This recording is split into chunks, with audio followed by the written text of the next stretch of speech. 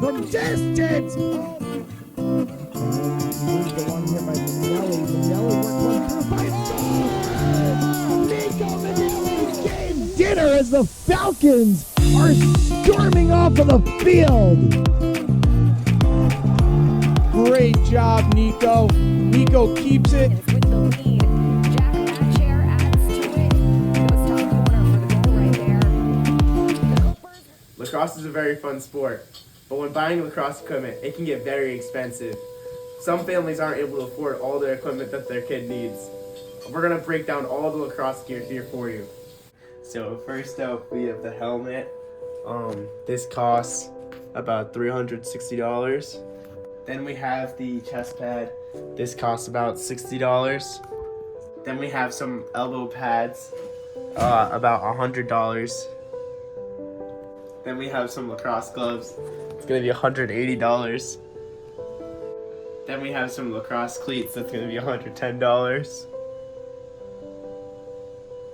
Then we have this lacrosse stick. That's about $275 right now. So all of this nearly equals $1,100, and this is just the base stuff in order to start playing lacrosse. As you see, this adds up very quickly and gets very expensive to play.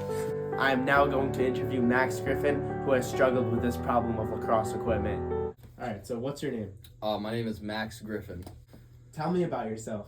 I enjoy playing lacrosse on the University of Rhode Island lacrosse team. I'm a new member at Theta Chi. I love the people here. And in the winters, I enjoy skiing and working out in my pastime. So why did you play lacrosse? Because growing up, I played hockey, and that was my first love as a sport. And so I figured, well, there's nothing hockey-wise in the spring, so what's the closest thing to it? And I was like, oh shit, lacrosse is like hockey on grass. So they kind of correlated a little bit. And That's an awesome way to put it. Yeah. That's an awesome way to put it. Yeah. Now, I played lacrosse too, Mm. and it was a struggle buying lacrosse equipment at a good price. Did you have any problems with that? Absolutely. The helmets, I'll start, are so expensive, and getting them coordinated with your team is like, it's such a hassle because of the amount of stuff that goes into it, like coordinating it with Cascade and whoever else you're trying to buy it from, and the money itself is insane. Like, way too expensive for, like, maybe not the most expensive, but it is way too expensive. Like, I'm saying like $600-$700 for a helmet. And then also lacrosse shafts are So like a lacrosse stick? yeah, like the metal part that's half of the lacrosse stick, also an unreasonable amount of money. Like, if you want a good one that's not gonna like hinder your playing ability weight wise and like material wise, it's gonna cost you a pretty penny. And as well as all the other pads and shit. So it's upwards of like $1,000-$1,500. Yeah.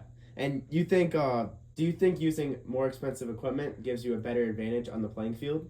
Yeah, the better equipment, meaning the more money you spend, definitely does give you an advantage because, for example, a heavy lacrosse shaft is going to slow down your movement, and a light lacrosse shaft, like, for example, a carbon fiber one, you're going to be able to move around more, and you can probably get a little more speed on your shots. If you get these like really crappy bulky arm pads, you're not gonna be able to move your arms at all. And if you have like a bad helmet, like, it's probably not gonna protect you from a concussion or anything. And you'll also look stupid doing it, and nobody wants to do that. Like, look good, feel good, play good. That's like half the game. You gotta have a little style with it. Oh my God. Did you have any financial problems growing up affording the equipment? Yeah, definitely. At least, like, especially when I was younger, like, my parents did not want to pay for like the top end equipment. So A, I looked like a complete duster. B, I was probably a little more of a risk, and C, it definitely hindered my performance, but it was definitely an issue. If I was a parent, I wouldn't want to be spending upwards of $1,500 on my 12-year-old to play lacrosse. And I feel like that's with everybody. Like sometimes the programs will give you rental equipment or like give out the extra pads and stuff, but it was definitely annoying. Yeah. And it was a problem growing up. Yeah, 100%. Yeah. Yeah. That's why there's Leveling the Playing Field, a program to help families in need get the sports equipment for their kids when they can't afford it. This is the website Leveling the Playing Field. You can either apply for equipment, donate, ways to donate. You can submit your own sports gear or submit money. There's donator bins all across the U.S. and many more ways to help.